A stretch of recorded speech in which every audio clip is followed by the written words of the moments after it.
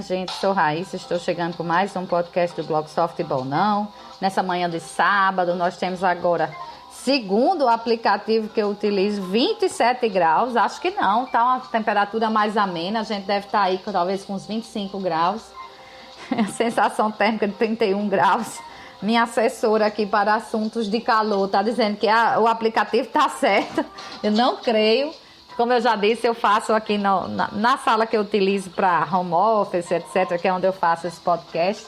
Normalmente eu preciso, no mínimo, de janelas abertas, às vezes até de um ventilador. E hoje eu não preciso de nenhuma janela aberta porque está agradável, né? Mas vamos seguindo. Temos também um alerta de chuvas intensas. O alerta é amarelo, um pouco menos grave. Mas o alerta segue até domingo às 8 da manhã. Temos aí então a possibilidade de 20 a 30 milímetros por hora de chuva, ou o acumulado no dia ser de 50 milímetros por hora, com ventos de 40 a 60 quilômetros por hora. Quer dizer, pode ter uma queda de uma árvore, alguma coisa a respeito. Então a gente precisa ficar atento realmente com essa chuva que caiu, que não foi fácil, né? Desde ontem. Bastante chuva aqui em Natal, então a gente segue com alerta até amanhã. Bom, chegando hoje então com esse tema às claras, claro que não poderíamos deixar de falar sobre o famoso vídeo da reunião de Bolsonaro. Olha, para lá de confirmação de que ele queria interferir na Polícia Federal, a gente tem que ver que um processo ele nunca é baseado numa única prova, um conjunto de provas que vai formando a convicção tanto do acusador como do julgador, e que tem que ser, claro, tem que haver a tentativa de destituição pela defesa dessas provas, mas eu acho que não resta, pelo menos sobre a interferência, a motivação da interferência da Polícia Federal, não restam mais dúvidas da motivação de Bolsonaro para tanto, né? Ele fala claramente lá que não vai esperar, né, atingir a família ou um amigo. A gente sabe que os amigos dele não têm proteção de segurança do gabinete institucional lá, então não era isso que ele se referia. A reunião toda ela como se conduzir politicamente. Ele faz uma crítica aos ministros técnicos. Ele quer que os ministros técnicos vistam a camisa da política do governo, saiam batendo em todo mundo, porque ele está apanhando muito da imprensa e acha que está sendo perseguido também pela Polícia Federal. Assustou até falar que ele tem um sistema particular de informações. Isso é grave. Esse ponto, para mim, é o mais grave em relação a ele, Bolsonaro, do que foi dito, de tudo que já foi dito aí desse vídeo e tudo. Eu acho que o resto foi só confirmado, a gente já sabia, mas o mais grave foi isso. E me lembro até de uma entrevista de Bebiano no Roda Viva, pouco antes de morrer, ele falando que ia ser, sim, formado uma ABIN paralela. Era a intenção dele de formar essa ABIN paralela. Isso é muito grave mesmo numa democracia, né? A gente precisa botar as coisas no lugar. Mas, superando esses pontos, que a gente não sabe o que é que vai sair aí da investigação da Procuradoria-Geral da República, o vídeo de ontem, para mim, serviu para deixar as claras, isso sim, as intenções políticas desse governo. Aliás, que eu já conhecia. Como todo mundo sabe, aí eu não sou muito de me manifestar em campanha eleitoral. As pessoas normalmente sabem, quem convive comigo sabem que eu vou votar. Se me perguntar, eu respondo, né? Faço parte da discussão, digo qual é a proposta que eu gosto, o que é que eu não gosto nos candidatos que eu vou escolher, o que não vou escolher. E normalmente no dia da eleição tá lá uma foto minha publicada. Em geral eu vou com a camisa de esporte, assim, ou do Brasil ou do América. Quando é a eleição municipal, normalmente é do América. Quando é eleição estadual e nacional, vou com a camisa da seleção brasileira, com o adesivo da pessoa em quem eu pretendo votar. Não tem um motivo. Mesmo quando vota envergonhado, a gente sempre tem que pesar entre o melhor e o pior, ou o menos ruim, algo que não existe em português, então não tem motivo para esconder. Mas normalmente eu não chego a fazer campanha para ninguém. Mas o que se viu em 2018, acho que era muito claro, né? Um candidato representava o que a gente está vivendo hoje. E esse candidato não podia ganhar. Se você tinha apreço pela democracia, pela Constituição, pelas leis, pelo funcionamento correto de um país, pelo respeito, pela tolerância, você não podia votar num candidato que passou sua vida inteira falando que se ganhasse iria promover um golpe, que a ditadura tinha que ter matado mais gente mesmo. Na hora de votar um impeachment, teve aquela declaração que se aqui talvez fosse um país com mais apreço ainda pela Constituição, ele teria saído preso do Congresso, porque votou elogiando e fazendo homenagem a um torturador em pleno século XXI. Então, assim, as intenções desse governo a gente já conhecia, mas agora com essa reunião, ninguém pode mais dizer que não conhece. Essa é que é a realidade, porque ficou absolutamente claro do que é que se pretende aqui. O que me chamou mesmo a atenção na reunião, dos trechos que eu vi, porque também acho que tem que ter muito estômago para assistir aquilo tudo, do início ao fim, foi, por incrível que pareça, a posição de Rogério Marinho, né, que autor aí de uma reforma trabalhista muito criticada, muito cheia de contradições, juridicamente falando, não só a questão de desproteger o lado menos favorecido, mas cheia de contradições mesmo. A coisa pode, daqui a pouco ela não pode mais dentro do mesmo artigo. Isso tecnicamente falando, e olha que eu não sou da área trabalhista, mas fiz questão de acompanhar a reforma em congressos e tudo. Mas chamou a atenção porque Rogério Marinho era o único na reunião, dos trechos que eu vi, o único pedindo que as pessoas mantivessem uma mente aberta para que os outros países estavam fazendo em relação à pandemia da Covid-19. O que é que estava sendo feito,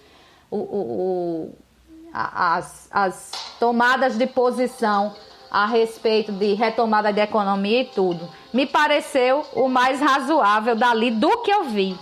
O resto ficou muito claro. Por exemplo, que a gente tem um ministro do Meio Ambiente, Ricardo Salles, já se sabia.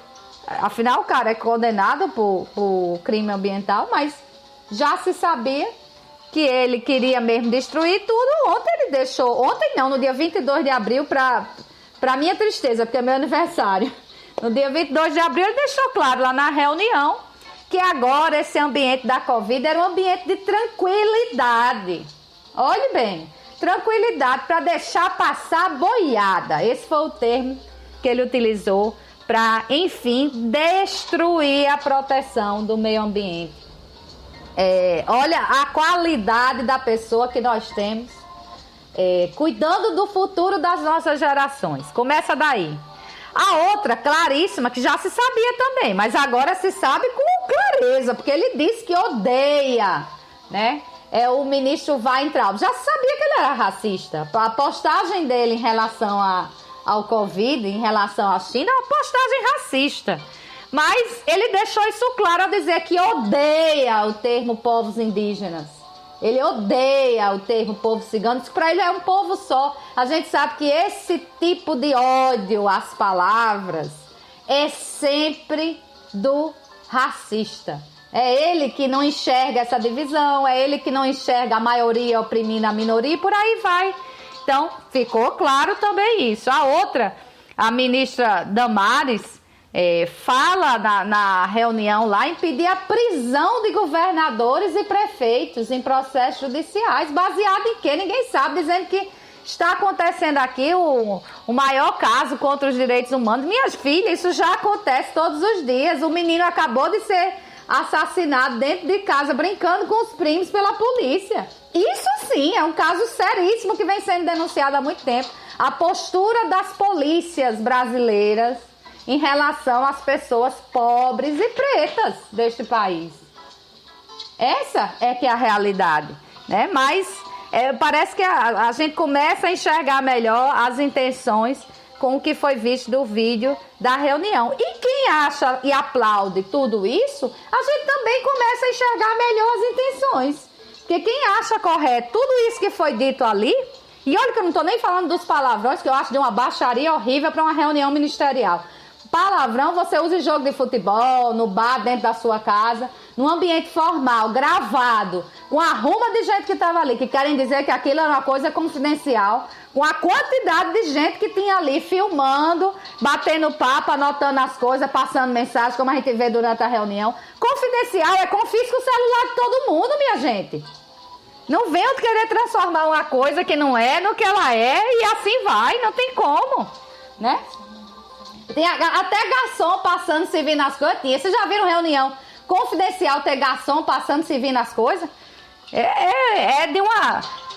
Chega a ser um insulto à inteligência alheia um negócio desse. E lá de Bolsonaro, duas coisas realmente chamam a atenção. Uma que ele reclama até da nota do Ministério da Defesa, falando de que as Forças Armadas são para defender as instituições democráticas, respeitar a Constituição. Ele reclama disso, que quer que façam a nota contra os outros poderes, né? O que ele quer é realmente impor o seu totalitarismo. E isso fica ainda mais claro e mais assustador quando ele diz que tem que armar a população. Porque na hora que for para cumprir um decreto de prefeito ou de governador, por exemplo, que não pode haver aglomeração durante essa pandemia, é para a pessoa responder na bala. É isso que ele está dizendo. O policial que for lá é para a pessoa pegar e matar. Quer dizer, Bolsonaro está defendendo que as pessoas se armem para enfrentar a polícia. Isso não é coisa de bandido, não? Se não for, não sei o que é. Uma defesa dessa. Isso é que é mais claro, eu acho, ali do vídeo, para ser bem sincera, né? O resto a gente já sabia, já tinha sido divulgado tanto por AGU, como PGE, como por Moro, e sei lá mais quantas fontes vazaram aí o conteúdo desse vídeo, a gente já sabia, mas do resto fica clara as posturas aí de racismo, de totalitarismo e mais, minha gente. Agora sim, eu vou para a parte que interessa. A reunião foi no dia 22 de abril. No dia 21 de abril, o Brasil teve 43.663 casos confirmados de Covid, 2.161 mortes. Não há uma palavra na reunião a respeito do que fazer para impedir isso. No dia mesmo da reunião, os números subiram para 45.787 casos e 2.906 mortes. E o presidente estava lá preocupado com a política do governo dele. Não estava preocupado em defender sua população, o povo que ele representa. Ele não tinha nenhuma preocupação. Nem ele, nenhum dos ministros, com exceção do que eu vi, pelo menos, parece, do pedaço que eu vi do ministro Rogério Marinho. Aliás, nem é ministro, é secretário lá da Previdência.